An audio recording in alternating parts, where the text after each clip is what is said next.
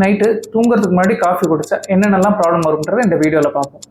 நம்ம எல்லாருக்குமே தெரியும் காஃபி வந்து ஒரு பொட்டன்ட் ஸ்டிமுலண்ட், நம்மளை எப்போவுமே சுறுசுறுப்பாக வச்சுக்கும். But too much of caffeine நம்ம எடுக்கும்போது நம்ம உடம்புக்கு நல்லதில்லை.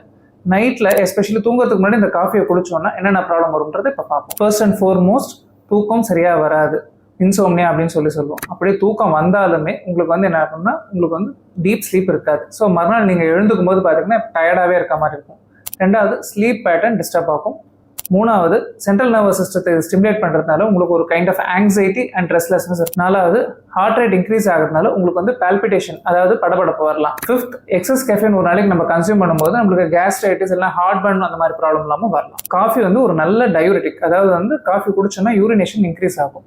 ஸோ அப்படி ஆகும்போது என்ன ஆகும்னா நைட் நம்ம குடிச்சிட்டு படுத்தோம் அப்படின்ற மாதிரி இருந்தால் அகைன் யூரினேஷனுக்காக எழுந்துக்கணும், ஸ்லீப் டிஸ்டர்ப் ஆகும். ஸோ இது இல்லாத டிபெண்டன்ஸ் வந்துருச்சுன்னு வச்சுக்கோங்களேன், நம்மளுக்கு என்ன ஆகும் அப்படின்னா விட்ராயல் சிம்டம்ஸ் லைக் ஹெட்ஏக் அந்த மாதிரி விட்ராயல் சிம்டம்ஸ் வர ஆரம்பிக்கும். ஸோ இதை அவாய்ட் பண்ண என்ன பண்ணலாம்? ஒன்ஸ் ஆர் ட்வைஸ் மட்டுமே ஒரு நாளைக்கு காஃபி எடுத்துக்கோங்க.